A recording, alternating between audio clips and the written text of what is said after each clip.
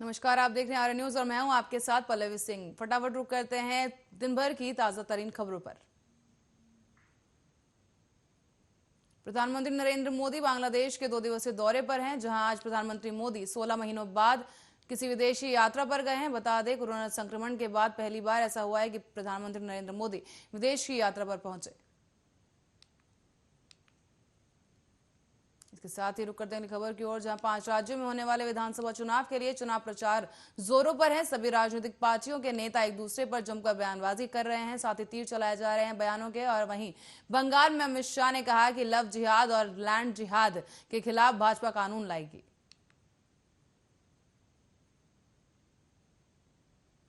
पूर्व कांग्रेस अध्यक्ष राहुल गांधी ने किसान संगठनों की ओर से आहूत भारत बंद की पृष्ठभूमि में कहा है कि सत्याग्रह से ही अत्याचार, अन्याय और अहंकार का अंत होता है। उन्होंने ट्वीट किया कि भारत का इतिहास गवाह है कि सत्याग्रह से ही अत्याचार, अन्याय और अहंकार का अंत होता है। आंदोलन देश हित में हो रहा है और शांतिपूर्ण हो।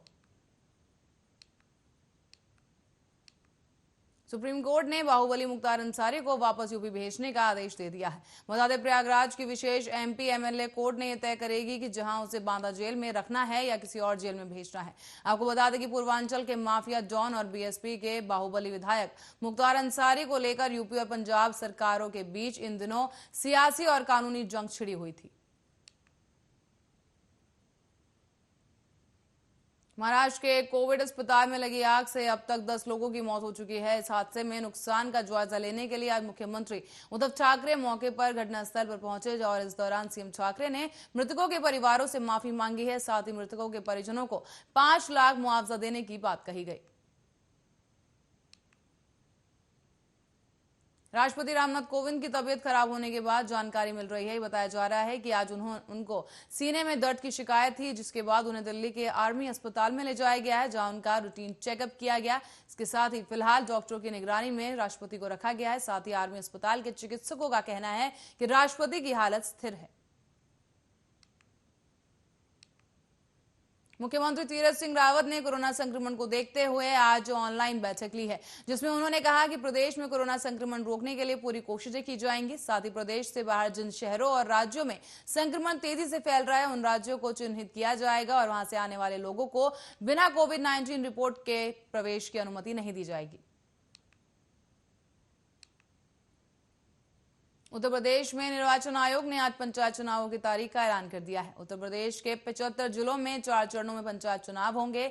15 अप्रैल को पहले चरण का मतदान होगा, दूसरे चरण का मतदान 19 अप्रैल को, तीसरे चरण का 24 अप्रैल को और चौथे चरण का चुनाव 29 अप्रैल को होगा। उत्तराखंड के उधम सिंह नगर में भारत बंद का कुछ असर दिखाई दिया है, जहां पर रुद्रपुर में कृषि कानूनों को रद्द करने की मांग को लेकर भारत बंद के आह्वान पर संयुक्त किसान मोर्चा से जुड़े किसानों और तराई किसान संगठनों ने अध्यक्ष तेजिंदर सिंह की अगुवाई में मुख्य बाजार में जुलूस निकाला।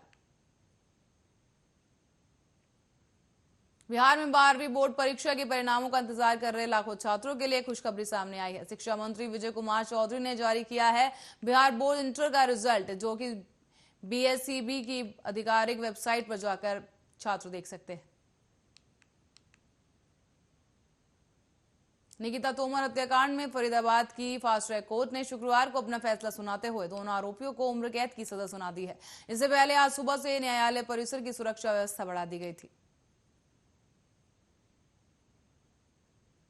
मध्य प्रदेश के मुख्यमंत्री शिवराज सिंह चौहान इंदौर की 56 दुकान मार्केट में लोगों के बीच 2 गज की दूरी के लिए गोला बनाते दिखाई दिए, लेकिन यहां जो लोग खड़े हैं वो खुद ही सोशल डिस्टेंसिंग को ताक पर रख रहे हैं। साथ ही मध्य प्रदेश में रोको टोको अभियान चलाया जा रहा है, ताकि कोरोना में सोशल डिस्टेंसिंग के नियमों को तोड़ें वो उन लोगों को रोका टोका जा सके। महाराष्ट्र में कोरोना के मामले काफी तेजी से बढ़ रहे हैं और इसी बीच राज्य के उप मुख्यमंत्री अजित पवार ने बड़ा बयान दिया है। उन्होंने कहा है कि अगर लोग कोरोना गाइडलाइंस का उल्लंघन करते हुए तो दिखे तो सरकार पूर्ण लॉकडाउन लगाने के लिए मजबूर हो जाएगी।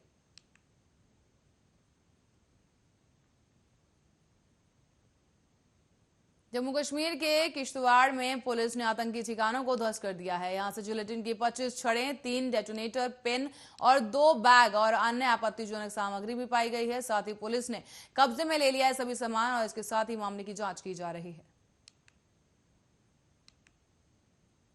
दिवंगत अभिनेता सुशांत सिंह राजपूत की बहन प्रियंका की याचिका सुप्रीम कोर्ट ने आज ठुकरा दी है। प्रियंका ने रिया चक्रवर्ती की शिकायत पर अपने खिलाफ दर्ज केस रद्द करने की मांग की थी, तो वहीं बॉम्बे हाई कोर्ट ने सुशांत की 2 बहनों में से एक मीतू के ऊपर कोई केस ना बनाने की बात कही है, लेकिन प्रियंका के ऊपर लगे आरोपों को जांच के लायक बताया था।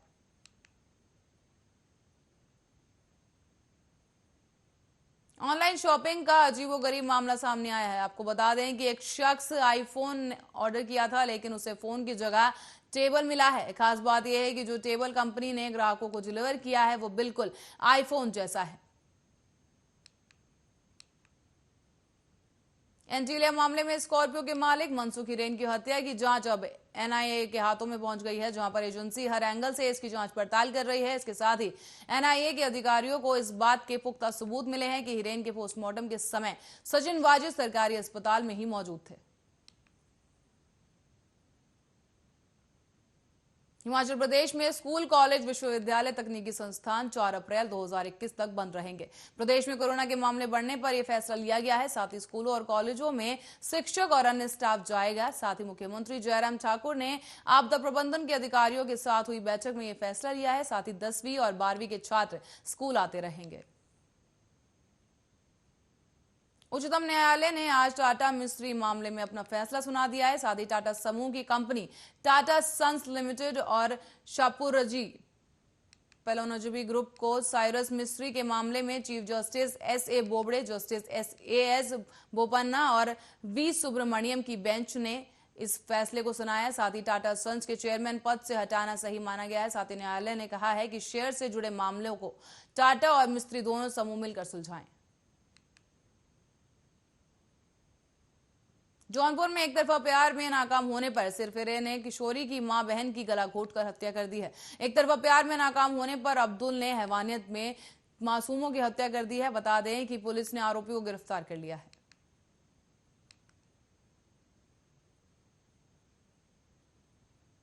मदुरई दक्षिण निर्वाचन क्षेत्र के एक निर्दलीय प्रत्याशी तुलुम सर्वनन ने वहां की जनता से गजब के वादे किए हैं। उन्होंने कहा है कि मैं हर घर के लिए एक हेलीकॉप्टर और कार, 3 मंजिला इमारत और चांद की सैर करवाने का वादा करता हूं। आगे उन्होंने कहा है कि मुझे विश्वास है ये संभव है, लेकिन हमें थोड़ा अतिरिक्त खर्च करना होगा। आज सप्ताह के आखिरी कारोबारी दिन यानी शुक्रवार को शेयर बाजार में दिन भर तेजी रही। बॉम्बे स्टॉक एक्सचेंज का प्रमुख इंडेक्स सेंसेक्स 568.38 अंक यानी 1.17% ऊपर 49,008 और 0.50 के स्तर पर बंद हुआ है। वहीं नेशनल स्टॉक एक्सचेंज का निफ्टी 182.40 अंक यानी 1.27% की बढ़त के साथ बता दें 14,507.30 के स्तर पर बंद हुआ। मध्य प्रदेश के मुख्यमंत्री शिवराज सिंह चौहान ने अपने असम दौरे के समय राहुल गांधी पर जमकर हमला बोला है। उन्होंने राहुल गांधी के नाम का फुल फॉर्म बताते हुए उन्हें झूठा करार दिया है। सीएम चौहान ने कहा राहुल का मतलब है आर से रिजेक्टेड, ए से मतलब है एब्सेंट माइंड, एच का मतलब हेल्पलेस, होपलेस, यू का मतलब है यूजलेस और एल का मतलब है लायर। मुख्यमंत्री शिवराज यही नहीं रुके, उन्होंने इसके आगे भी जमकर कांग्रेस पार्टी पर कटाक्ष किए।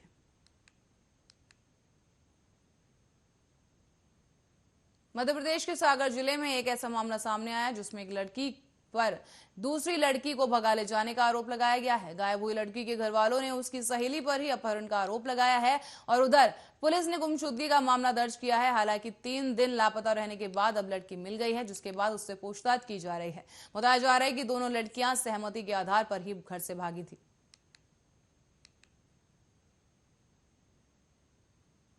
साल 2018 विधानसभा चुनाव में किसानों के नाम पर 15 साल के सत्ता का वनवास खत्म करने वाली कांग्रेस अब प्रदेश कार्यालय में किसान हेल्प डेस्क शुरू करने जा रही है, जहां प्रदेश भर के किसान अपनी समस्याएं और शिकायत दर्ज करा सकेंगे।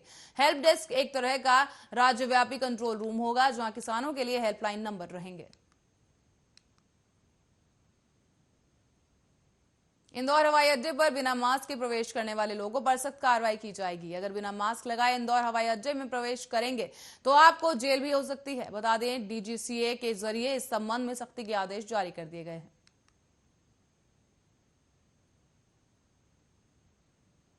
और वहीं राजस्थान के अलवर से शादी का झांसा देकर यौन शोषण करने का मामला सामने आया है, जहां पुलिस ने आरोपी कांस्टेबल को गिरफ्तार कर जेल भेज दिया है। और इस घटना में सबसे ज्यादा चौंकाने वाली बात यह रही कि बड़ौदा मेव थाने में 2 महीने तक इस मामले को दबाए रखा गया और बाद में पुलिस अधीक्षक तेजस्विनी गौतम के निर्देशन पर गुरुवार देर रात आरोपी कांस्टेबल को अरेस्ट कर लिया गया।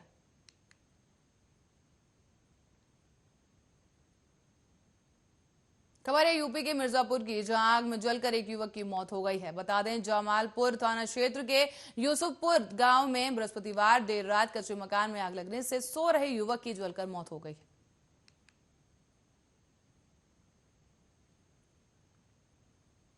बॉलीवुड एक्ट्रेस दिया मिर्जा इन दिनों मालदीव में अपने एंजॉय कर रही हैं। बता दें, दिया और उनके पति वैभव रेखी की शादी के बाद छुट्टियां मनाने के लिए वो मालदीव पहुंचे हैं, जहां दिया मिर्जा ने ग्रीन बिकनी और फ्लोरल स्ट्रग पहना है और कुछ फोटोज पोस्ट किए हैं। आप इन फोटोज में दिया मिर्जा को समुद्र के सामने खड़े पोस्ट करते हुए देख सकते हैं। अंकिता ने जिक्र किया कि वो सुशांत संग अपने रिश्ते के भविष्य को किस तरह से देखती थी, उनका अप्रोच क्या था, दोनों के इन्वॉल्वमेंट कितनी थी और दोनों अलग क्यों हुए। मगर अंकिता को इस इंटरव्यू के बाद ज्यादा ट्रोल किया जाने लगा है। अब अंकिता ने एक बार फिर से सोशल मीडिया पर पोस्ट करके ट्रोलर्स का जवाब दिया है।